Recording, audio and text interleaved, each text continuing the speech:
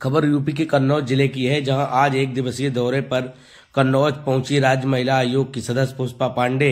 तहसील सभागार में महिला आयोग की सदस्य पुष्पा पांडे ने की जन सुनवाई की शुरुआत। जन सुनवाई में महिलाओं की शिकायत के लिए उमड़ी भीड़। आयोग की सदस्य पुष्पा पांडे ने अधिकारियों को महिला संबंधित हो रहे अपराधों पर तत्काल मुकदमा पंजीकृत करते हुए कड़ी कार्रवाई के निर्देश दिए। उसके बाद आयोग की सदस्य ने कस्तूरबा गांधी विद्यालय में छात्र छात्राओं से मुलाकात की और उनके उज्जवल भविष्य की शुभकामनाएं दी। उन्होंने कहा कि अब बड़े घर की बेटियां और लड़कियां भी सरकारी विद्यालय में पढ़ रही हैं और आगे बढ़ रही हैं। ये सरकार की कड़ी मेहनत का नतीजा है, जो सरकारी विद्यालय में भी जाने से लोग अब नहीं कतराते हैं। उसके बाद आयोग की सदस्य पुष्पा पांडे ने छिबरामऊ स्थित दिलू नगला में सौसैया अस्पताल का निरीक्षण किया। वहां पर बाहर से दवा लिखे जाने पर डॉक्टर को फटकार लगाई व सख्त निर्देश देते हुए कहा कि किसी भी कीमत पर बाहर से दवाइयां न लिखी जाएं। निरीक्षण के दौरान एक मरीज ने बाहर से दवाई लिखे जाने की शिकायत की। इसको लेकर आयोग की सदस्य पुष्पा पांडे ने मीडिया से बात करते हुए सीएमएस को नोटिस देकर जवाब मांगा जाएगा। इसके लिए कहा है, अस्पताल में जब दवाइयां उपलब्ध है तो बाहर से दवाइयां क्यों लिखी जा रही हैं, इसको लेकर कार्रवाई की जाएगी। वहीं औचक निरीक्षण की जैसे ही जानकारी सौसैया अस्पताल को लगी तो वहां पर तुरंत सफाई अभियान को तेज कर दिया गया है। बीते दिन पूर्व छिबरामऊ कोतवाली क्षेत्र के सराय गुजरमल गांव में राशन कोटे को लेकर दो पक्षों में मारपीट हुई थी। एक पक्ष का पुलिस ने मुकदमा पंजीकृत करते हुए कार्रवाई शुरू कर दी थी। वहीं दूसरे पक्ष की सुनवाई नहीं हुई तो महिला आयोग की सदस्य जब सुनवाई कर रही थी तो प्रधान रवि कोरी की पत्नी उनके सामने अपनी शिकायत लेकर पहुंच गई। उन्होंने अधिकारियों की लापरवाही बताई, कहा कि मेरा पति अपराधी नहीं है, उसको अपराधी बताया जा रहा है और मेरी कोई सुनवाई नहीं हो रही है। इस दौरान द्वितीय पक्ष की पूर्व प्रधान शब्बू दयाल की बेटी भी वहां पर पहुंच गई। रोते हुए महिला आयोग के सदस्य के सामने न्याय की गुहार लगाई।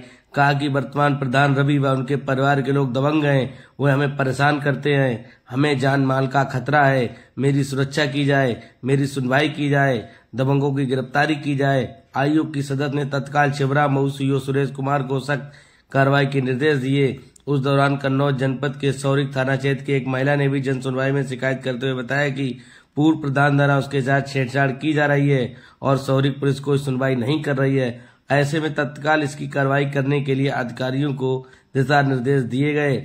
आयोग की सदस्य ने सरकार की महत्वाकांक्षी योजनाओं के बारे में बताया। महिला सशक्तिकरण को लेकर भी जानकारियां दी। कहा कि पिछली सरकार में महिलाओं से अपराध होते थे, उनकी सुनवाई नहीं होती थी।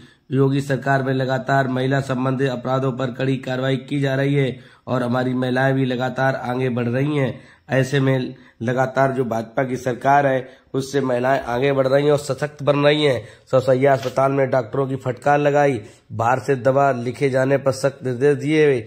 अस्पताल में जब दवाइयां उपलब्ध हैं तो बाहर से दवाइयां क्यों लिखी जा रही हैं, और अस्पताल में बिचौलियों को लेकर महिला आयोग के सदस्य ने निर्देश दिए कि ऐसे अगर बिचौली अस्पताल में हैं तो उन पर कार्रवाई की जाएगी, किसी कीमत पर बख्शा नहीं जाएगा।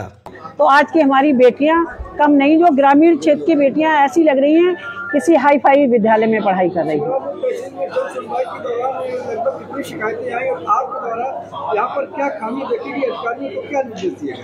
सबसे बड़ी खुशी की बात इस तहसील में ये रही कि सारे अधिकारी थे, कोई भी ऐसा अधिकारी नहीं है।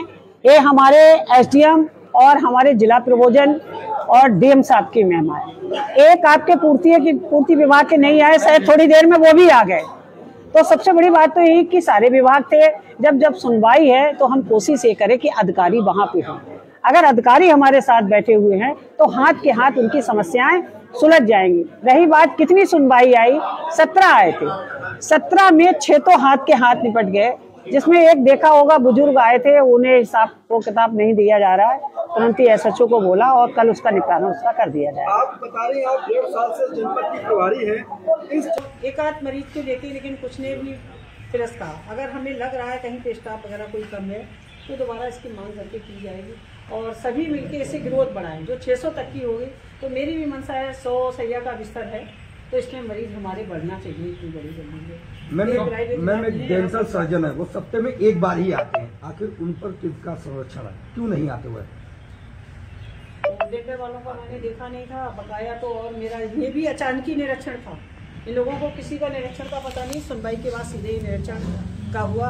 अगर ऐसा कुछ है अभी मैं रिकॉर्ड मरीजों ने भी आपके सामने बताया कि वो मेडिसिन बाहर से खरीद कर लाए हैं। अब आप देख रहे हैं हकीकत क्या है। उसे हमने संज्ञान में ले लिया, तत्काल प्रकार से इन्हें रिटर्न में इसका नोटिस मिलेगा। डिप्टी सीएम ब्रजेश पाठक लगातार कन्नौज जिले पर फोकस बनाए रखते हैं, उसके बावजूद क्या अधिकारियों की मंशा सरकार को बदनाम करने की है?